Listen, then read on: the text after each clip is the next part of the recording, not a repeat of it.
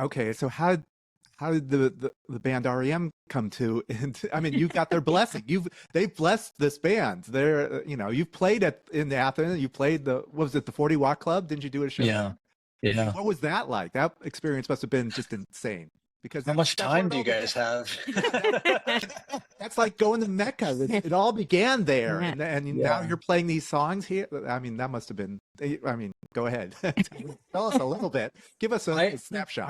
I still haven't wrapped my head around it, honestly. I mean, just Michael and I 2 weeks ago were texting each other, can you believe that happened? And it was a year ago. Um, yeah, we booked the tour and we didn't find out until the day before that they would all be there. And so that was an honor to play in the same room and at the 40 Watt, which has so much history. And then three of them played with us, and then the four of them came up at the end and thanked us. I don't even know what to say. I mean, it's we were honored and overwhelmed, and we still are. Like it's incredible. Yeah. And I love that it's three of they're very cognizant of the fact that we will never get back together. So it's going to be three of the four, I don't know how Yeah. they chose which three, but it's like, okay. Well, you want to hear a good story about that? Of course. Okay. So Bill Berry reached out to John Worster and said, I'd like to play Perfect Circle with you guys when you come here, because he plays piano on the album version. And he told us this thing that I think is so touching. He and Mike Mills played piano at the same time on the recording with their backs touching. Love that. I love that. So Bill asked if he could play with our keyboardist, Vijay, and do the piano thing with him so it would sound like the record. And of course, we were thrilled to do that. So he said, can we practice the night before the show at REM's practice space, the place that they bought in 1986. Wild to walk in there and think about the songs that were written in there, the songs that were practiced in there.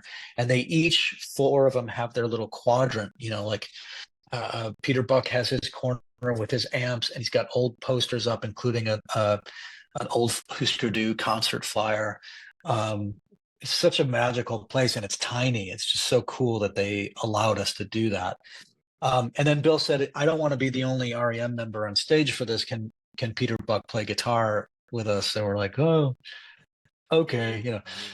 So I'm standing there between Doug and Peter Buck, and Bill Berry's on the other side of the room, and we're going through the song, and Bill's very intense. He's very detail oriented.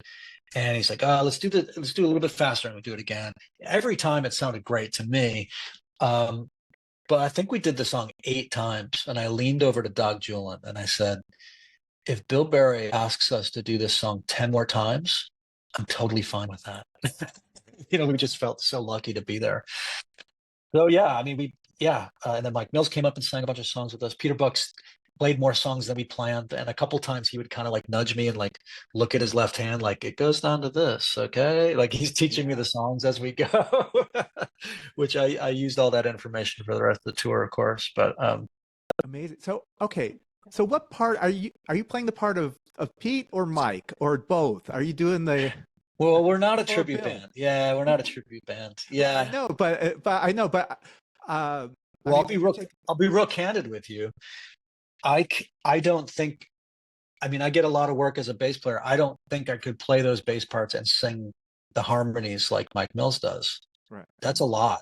He's a massive talent. So I did think about that. I thought, well, most of the songs on the albums have 2 guitars, so let's have 2 guitarists. So that's why I brought in Dog. And then, John Stearett, I just said, get your left forearm ready because you're going to be busy. I'll take care of the harmonies. And of course, we all sing at different moments, but it's just incredible what Mike Mills does. And I also, as kind of de facto music director, I wanted to be able to listen to everybody and kind of have there be some unity and some direction with that. So it was just about delegating parts and responsibilities. Yeah, one of the things I loved about like Mike Mills' backing vocals is he's never saying the Incredible. same thing. He doesn't Yeah, he doesn't mimic what Michael Stipe is saying. that's It's always right. something, and I never could understand what he's saying. But there's You're the always first something. person. You're the first person to mention this, and it's something to me that's so distinct about this band. I mean, listen to "Fall on Me."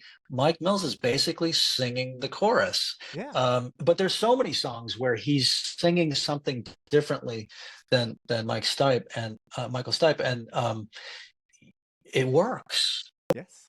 I I mean, that's pretty weird. I They're always singing thought something differently. Yeah, I always thought that was different magical. melody, different lyrics. Yeah, I think, yeah, wasn't Pete Buck was always like, Mike Mills will be the first one to put out a solo record, and he has not done that yet. So no one I mean, has. No, no one I has. know. Well, no, Pete Buck Oh, has put Peter out. did. Peter did. Yeah, Yeah, Peter did. Yeah, and I'm waiting. Michael yeah. Stipe's put out some singles, and Mike Mills, Which I love. No yeah, Time for Love. Wow.